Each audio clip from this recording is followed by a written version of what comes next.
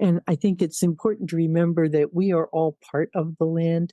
We are not apart from it. We are actually part of the earth, of the living earth, and interconnected with all of the living creatures of the web of life. Welcome to the Black Appalachian Coalition's podcast entitled Black Remembering, where we will bring to you the heavy and the hope across the Ohio River Valley. We want to remember who we are, where we've come from. We want to speak to the oral history of what we've done, what we've achieved. We want to speak to the ills that we have experienced while also finding solutions to those problems, those issues. We want to deal with the narrative that has kept us deeply rooted in despair. Now we want to punch through that narrative and stand up and say, we are remembering our Black past, and we are rooted, and we are here to stay. Welcome to Black Remembering. We hope that you find your place, your space, and your voice in this podcast. Welcome, everyone, to the Petrochemical Lunch and Learn Your Health and Your Environment. This is session 4 out of 10, and today we're talking about the land beneath our feet, how we connect to it, some of the things that the petrochemical industry has done to it, and how we can repair those harms and go forward with a better attitude toward the land. And I think it's important to remember that we are all part of the land. We are not apart from it. We are actually part of the earth, of the living earth, and interconnected with all of the living creatures of the web of life. So I welcome all of you. We will have some introductory commentary from myself, and Marcia Dinkins is unable to be with us today, so you'll have to put up with me as your moderator. Just to give you an overview of how we're going to proceed, I'm going to give an introduction about the sources of land pollution, and then Ted Boettner from the Ohio River Valley Institute is going to talk about ameliorating oil and gas land and how we can help to repair the harms. And then we will hear from Chief Pomaj-Chakmam-Yajalaji, who is with us to talk about how we live in harmony with the land, and healing the land also heals the people. So with that, we will start. America's land is pretty much owned 59% by private citizens and corporations. The federal government owns about 28% and state governments about 8%. Native American and tribal authorities own about 2.5% of the land, and county and local governments own just 0.3%. But as you can see, the dark green and lighter green shaded areas are mostly agricultural land, and then that is an area that is most essential for growing the food and the farming. You can see it follows, if you remember the map of our Mississippi River drainage, it follows that drainage considerably, except for this little strip in California. And if you look at how we use our land in proportion, not by states, you see that the urban and commercial and industrial uses are about that big. Rural housing, urban housing, it's not really a lot. Most of our land is cow pasture range for sheep, goats, horses, farms, and farmsteads are a very small piece. Livestock feed, and then the food that we eat, food that we export, food we grow for fuel. Then we have highways, defense, federal and state timberland, corporate timberland. This is mostly used for paper products, and private family timberland, which is a lot of land. So you can see that a lot of our area of our country is used for agricultural purposes, not only for people, but for livestock and for pasturage. The oil and gas resources are also distributed broadly around the country, and this is our area in Appalachia. And over here, you can see that as well for coal and gas. There are 39 people affected nationwide within a mile of petrochemical facilities, 39 million people. And we have a number of sources of pollution. As you might think, agriculture is a significant one because so much of our land is dedicated to agricultural use. We use over 1 billion pounds a year of pesticides in herbicides and fungicides in our country every year. The herbicides alone are the hugest portion. And these are especially applied in genetically modified crops because the herbicides are used for crop ripening at a uniform base and also for suppressing weeds. We're beginning to develop a resistance to these kinds of applications, and so the crops need more and more chemical to have the same effect. Oftentimes, farm workers are sent into the fields soon after the application of pesticides or herbicides, and this is a huge hazard to people who are farm workers, especially migrant farm workers and their families. Paraquat and glyphosate are widely used and have been linked to both cancers and deaths. And paraquat especially is highly toxic. Even if you accidentally take a small sip, it's fatal and there's no antidote. This has been linked to a number of deaths among farm worker families. And the exposures to pesticides include not only the toxicity itself, but carcinogenicity, which means cancer causing. They cause skin irritations, gastrointestinal and neurological and respiratory disruptions, as well as reproductive and endocrine effects. So the pesticides, herbicides, fungicides that are used on our agricultural products are a tremendous effect on the health of the farm workers and also eventually on us, to the extent that these things remain residual on food. These are all mostly formed by petrochemical production. These are fossil fuel-based materials. So we also have landfills all around the country, and especially petrochemical and industrial waste sites are the source of increases in risk of adverse health effects, especially low birth weight, birth defects, and certain kinds of cancers. They've been associated with fatigue, sleepiness, and headaches among residents near waste sites. And it's very frustrating to citizens. This, for example, is the industrial excess landfill in Uniontown, Ohio. It was a Superfund site closed in 1986, and the EPA has now determined that it's safe and can be sold. It's on the market, nobody's buying. Meantime, the citizens are up in arms wanting testing, especially for radiation and toxic chemicals that may be leaching. There's a stream that runs along the edge of the landfill, and it's right above a township park. And so this is the kind of thing that residents become concerned about when you have landfills in your area. Also, the dust blowing from landfills has been associated with all of these effects that we saw in this study of the industrial excess landfill in Uniontown. And petrochemical industries at all stages are causing extraordinary amounts of pollution, both from mining, and you can see the amount of land used for coal mining has increased dramatically since they started doing mountaintop removal intensively. Oil and gas drilling all across the country. Pipelines disrupt the land and also leak over time, and train crashes, as we saw in East Palestine, where you have oil tankers of chemicals that can become land contamination for a long period of time. Very difficult to clean up and remediate those.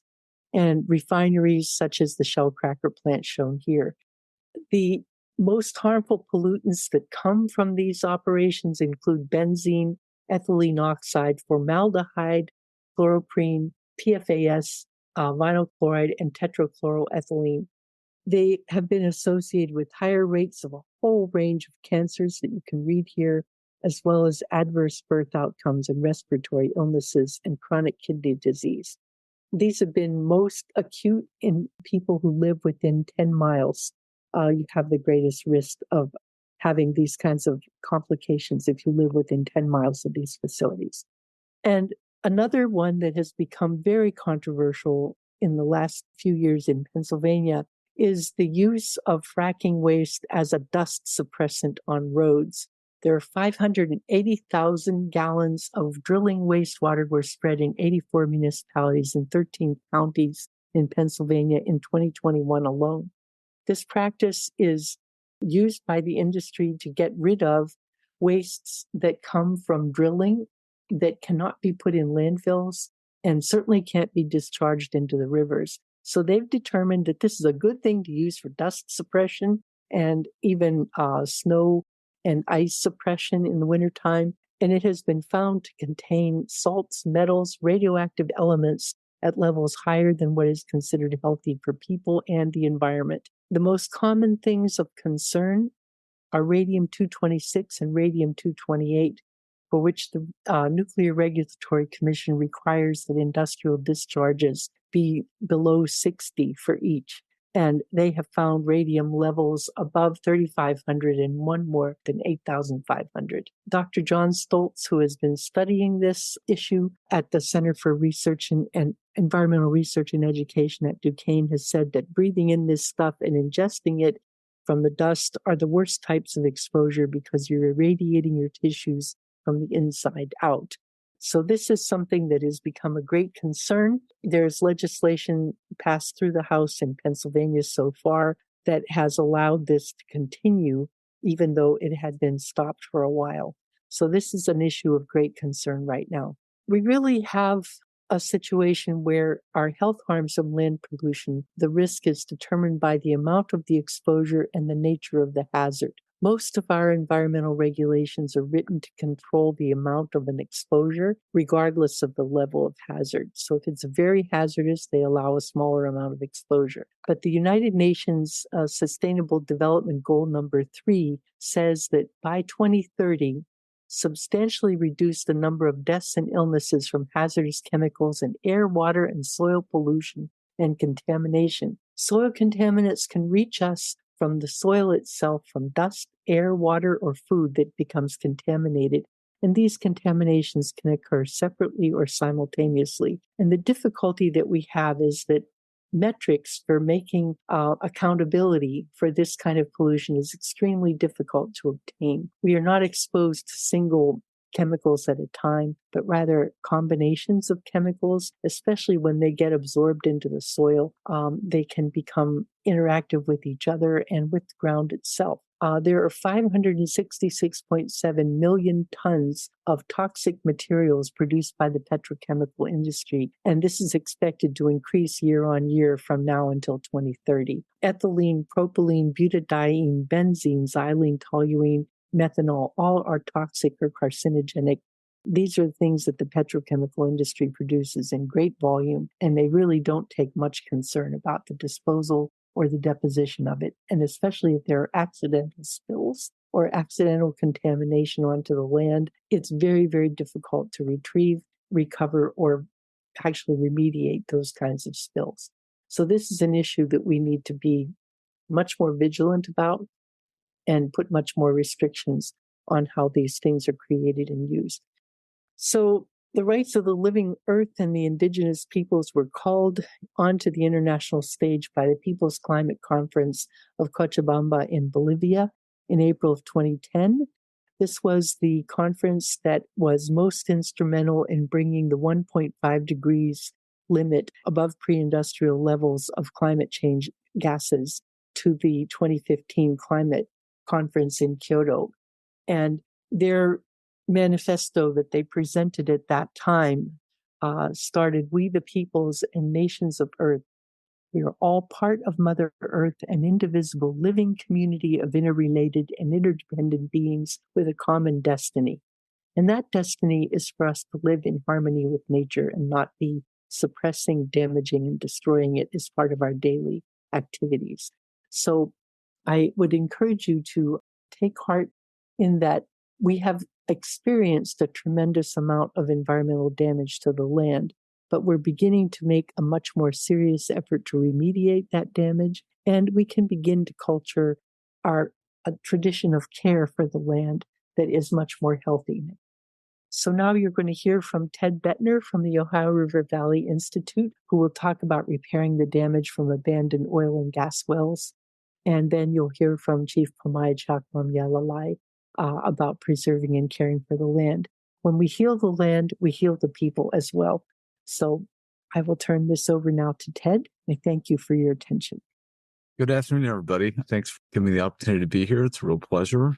And what I want to just talk about in the next 10 to 12 minutes is just talk about orphaned and abandoned well cleanup in Appalachia. One of the good things about having really bad regulations is we can create jobs to clean up the mess that's been left over the last century, and we can explore opportunities to further do this as well.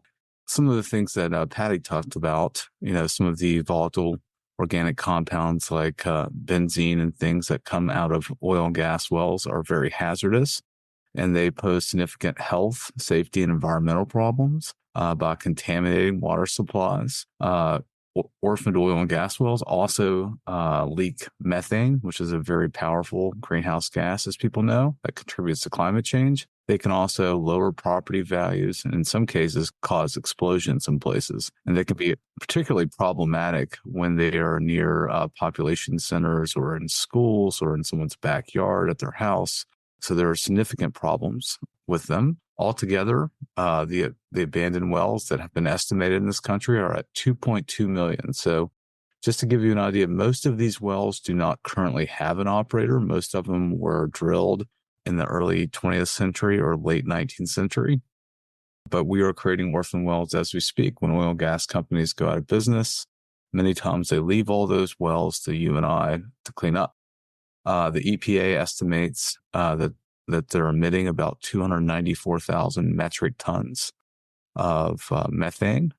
And, that's equivalent to about 2.2 coal-fired power plants. That's according to the EDF calculator. So that's how much methane is leaking into the atmosphere from these millions of abandoned orphan wells that are scattered all across. Here's a picture of Appalachia and a couple other states. This is from the Environmental Defense Fund, and it shows just how many documented orphan wells we have. So altogether in the 4 states that we generally work in, which is Ohio, Kentucky, West Virginia, and Pennsylvania, there's nearly 65,000 documented wells. And I want to put a lot of emphasis on the word documented. These are the wells that we know about that have API numbers that we've identified. And there are potentially hundreds and hundreds of thousands more. Pennsylvania, in fact, is probably the epicenter of sort of the orphaned well crisis in the entire country. There are estimates anywhere from 200,000 all the way up to 700,000 orphan wells that we don't know about. So this is a lot of cleanup. It's also, as I talked about earlier, contributing a lot to climate change. So this is something that we're going to have to look at. And the good news is, on one front, is we're making a small dent in that issue.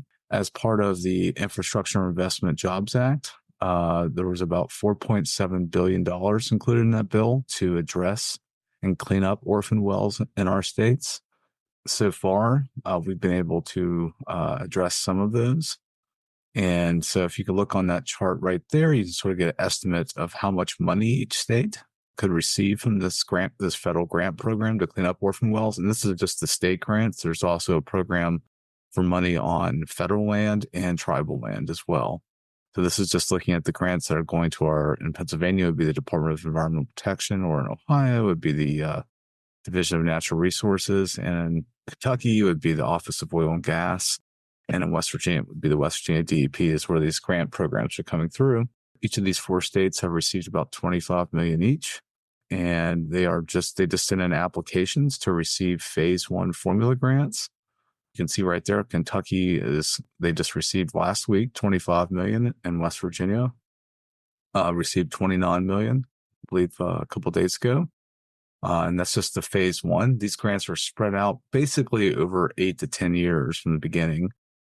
So almost to 2030 is when I think the last of these grants have to be spent. But all in all, we'll receive about $1.1 billion. That's how much we're eligible for. That doesn't mean we'll get all of that. And the formula grants, the eligibility looks pretty certain. There's about $2 billion total nationally for that. And our states will get about $733 million. Now, the performance grants include a state matching program, where if the state spends a certain amount of money, they get matched for that with federal money. And that's up to $30 million. And also the performance grants consist of 2 regulatory improvement grants. One is if states pass laws to prevent orphan wells. And another one is if states improve their plugging and abandonment practices. So that's what we mean by P&A. And some states look like they would be in a good position to receive those grants. Ohio has pretty good plugging practices compared to the other states, where Kentucky really lacks in that matter. But those are all being determined. There's guidance that will be coming out that you can respond to that come out later this fall, probably on the performance grants. But the formula grant guidance is out and the applications are in, and states are beginning to receive that phase one formula grant. So those are coming into our states. One thing that we looked at Orby was to see how many jobs could be created just through this program. And you can see right below, we included numbers to that. And these are using estimates provided by the Department of Interior that they estimated last year based on the money that has already gone out the door. And these include the amount to almost 13,500 jobs total. And that includes direct and secondary jobs. And Orby, we did a separate analysis where we wanted to look at just how many jobs are created on site. Those are the people that are actually plugging the wells on the well pads. We weren't concerned with administration or G&A or how many jobs are being created in the administrative departments or subcontracting. So that number is much lower. So that's about 2,100 jobs. But this is a significant source of economic development in some of these areas. And most of these wells are in economically distressed areas. These are areas that are formerly had a lot of resource extraction in these Ohio River Valley states. One thing that we will notice is that this is just making a slight dent in that. So before this money came, the 4 states in our River Valley that we looked at, they only plugged about 467 wells, orphan wells in 2020, spending about $17 million. And almost all of that money was spent in Ohio, which they have a fairly robust program. But over the next 9 years, each of these states could receive on average about $124 million per year on average. So that's more than 7 times what they spend today. So we're seeing a huge dramatic increase in the number of wells that will be plugged. And according to estimates, as we talked about earlier, there's about 69,400 orphan wells. And based on the plugging costs in each of the states, if you were to estimate how much it would cost to plug all of those, you're looking at $4.6 billion. So that's a lot more than the $1.1 billion that we're getting. We're only going to plug around the 16,000 orphan wells with this program. So there are many more documented orphan wells to plug. And when we look at the whole picture, the undocumented and the documented, we're looking at a range between $10.8 billion to $44 billion. That's just based on today's estimates. Those numbers change dramatically. And as we've seen with inflation and the cost of goods and services, they can go up a lot. But those are just based on this year's estimate. And this doesn't include the other active wells that are out there, the other abandoned wells that haven't produced for a number of years that are still owned by operators. But we have a pretty good sense if the past is an indicator of the future, most of those wells will not be plugged by operators unless we make some serious policy changes in the 4 states. Because right now, the bonding on these owner-operated wells is so low, it basically incentivizes them to sit on them and not plug them. So my guess is we have a range of about over 800,000 unplugged wells in Appalachia. I would say most of them we will end up plugging because, like I said, the past is an indicator of the future. It won't be them unless some dramatic changes happen. So looking into the future, we're going to have to really consider policy to do something about that. It might be like a national fee that goes from production that funds into a trust fund to allocate to states to do this because they've demonstrated that they're basically incapable of cleaning up this mess. So it's going to take people, projects, and policy to bring that all together. And thanks for having me, Pat. If you would care to comment just briefly, because we have a little time, what would you think would be the most effective measure we could take to insist that operators that are currently operating have sufficient funds left for us to clean it up if they don't? Is there any model legislation that we can look at that might be put into play that we could adopt or recommend? Yeah, I think there are multiple fronts. One of the big things that's happening is oil and gas companies, as their production goes down and their value of their stock goes down, they end up transferring their wells to sometimes dummy companies or companies that they know full right that aren't going to be able to have the assets to plug them. So states like California, for instance, just recently had a legislation to end the transfer of wells. That the only way you can transfer wells is if they're bonded at full cost. So if you're in Pennsylvania right now, the full cost of plugging a well is averaging about $109,000 per well, at least for the orphan wells. It would probably be a little different for the private sector, for the the stripper wells, and other wells might be 75% of that or 75,000. But doing that would have a dramatic impact. Bonding, I think, is a very difficult thing. Depends on the state. A lot of the companies, frankly, they've admitted this all the time. They'll tell you if they had full cost bonding, and these are not like I always say that in the gas industry, there's the billionaires and the millionaires. Billionaires are like your EQT, Antero, CNX. They are probably in a position to be able to pay the premium on a bond at full cost or is set much higher. But when you get into some of the stripper well companies and the smaller ones, they would probably fold. And you can think to yourself whether that's good or bad. But we don't want those wells, we want them plugged. We don't want them to be on the state's balance sheet any better. So I think at the end of the day, you're going to need a fee on production that goes into a fund or money that is set aside to do this. And the best time to do that was when the well was permitted. So unfortunately, that can't happen. But the second best time to do it is to do it now. But some states are taking more proactive stances of increasing the bonding amounts on idle wells. Some states like California have an idle well fee, things like that. But if we want to deal with the abandoned wells and the orphan wells that are already out there, there's nowhere to get the money other than if we want to adhere to the polluter should pay.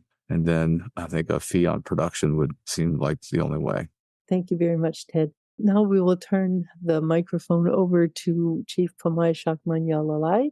Pomaj, the floor is yours. Thank you so much. I'm happy to be here today, and we have a lot to be thankful for, and we have a lot to look forward to because action is happening. We have made a concerted effort to stand in the footsteps of the greats that came before us that stewarded the land all over the Americas and all over the planet. And this is a great time for all of us. So the subject matter today is the land beneath our feet, restoring Mother Earth, wisdom from Aboriginal communities to heal. Ba'akskawa to akol. Greetings to everyone. Newa yib ix Pomaj-Chakmam-Yajalaji, sharing my language with you. My title is Pomaj-Chakmam-Yajalaji.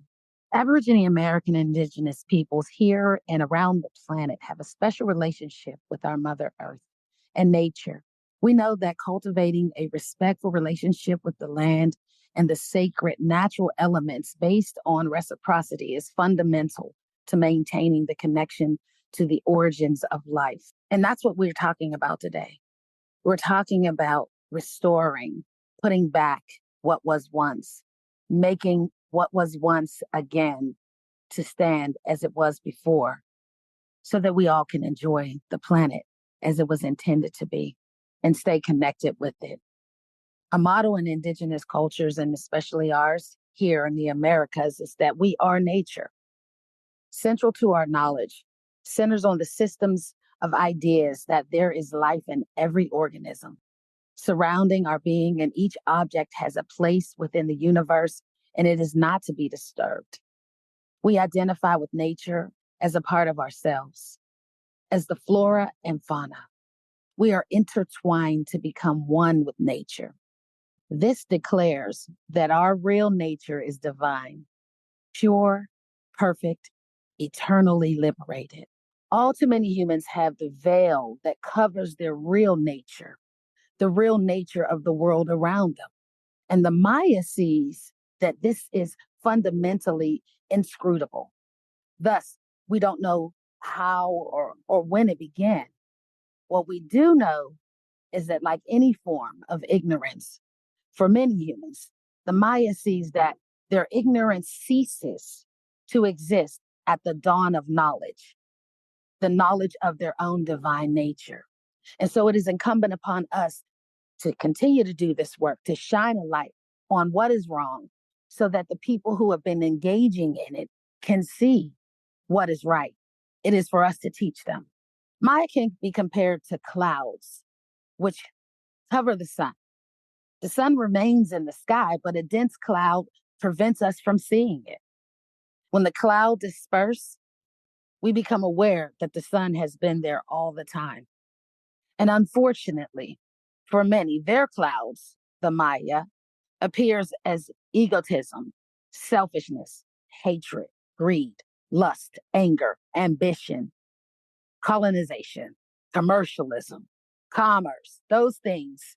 Yet, when we shine our light to the world upon them, they become able to push way when they meditate upon their real nature and we show them what it is to be one with nature.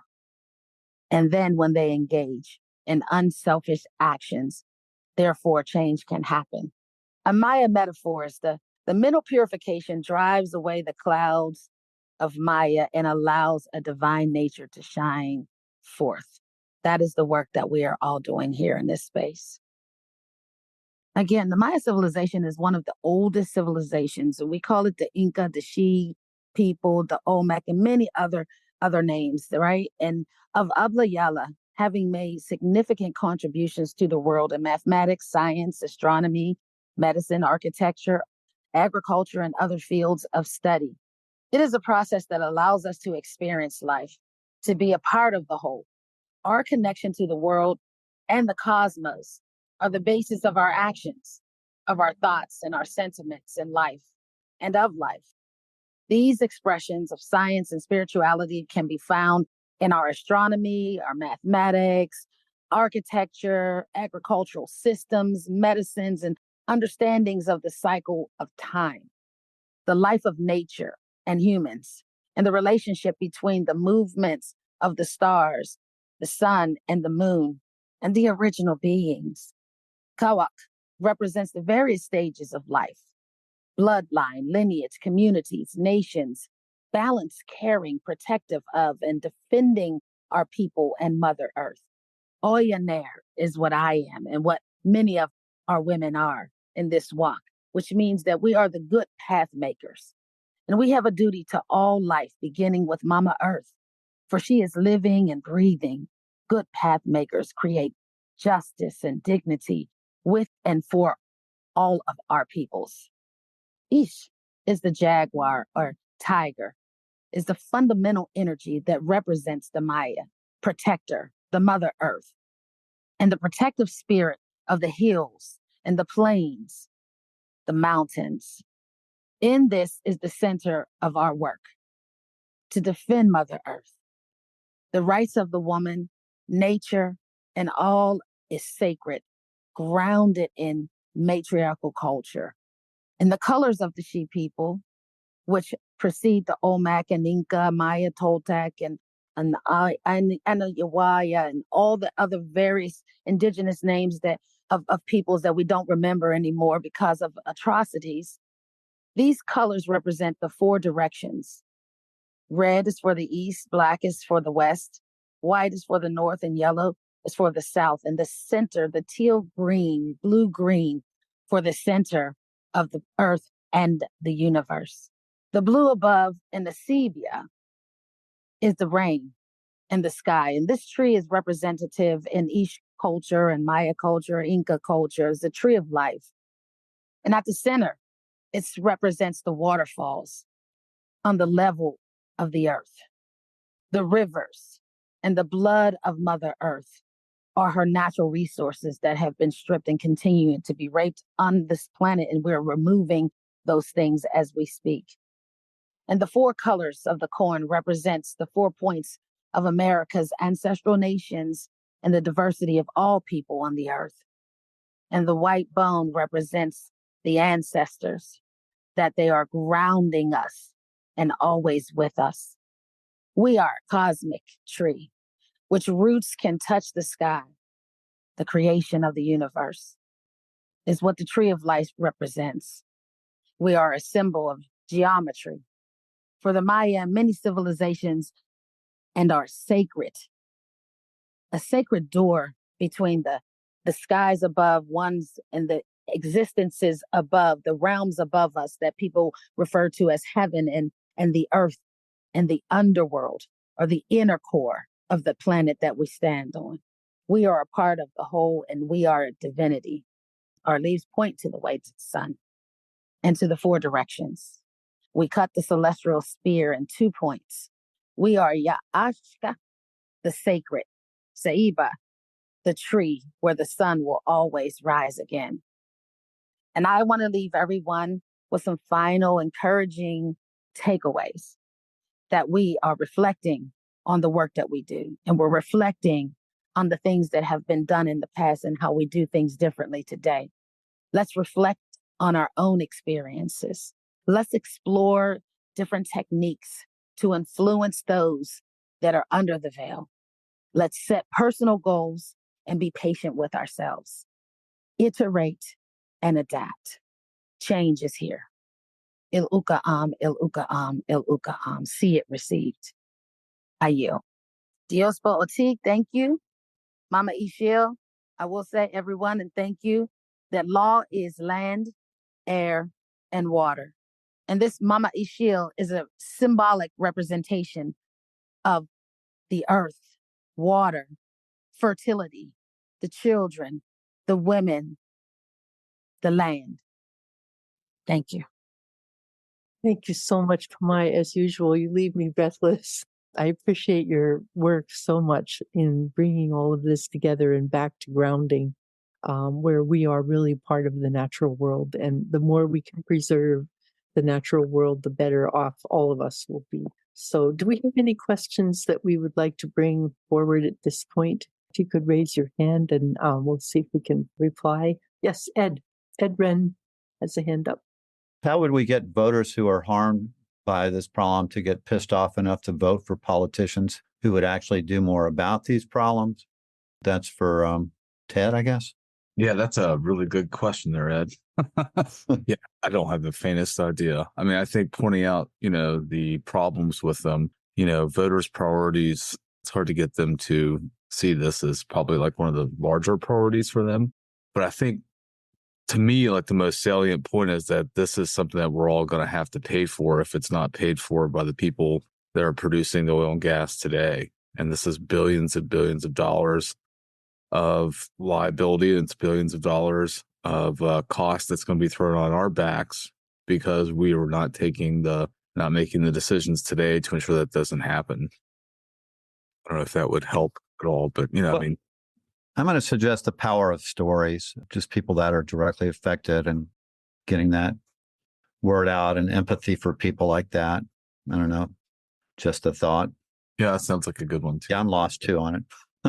That is one of the things that the Black Appalachian Coalition relies on, is articulating the lived experiences of people. There are very few literature approved scientific studies on the harms from these kinds of pollution because the nature of the pollution is such that you can't isolate a single component to cause a single effect. But yet people know what they feel, they know what they experience, they know what their life has been in the shadow of these facilities.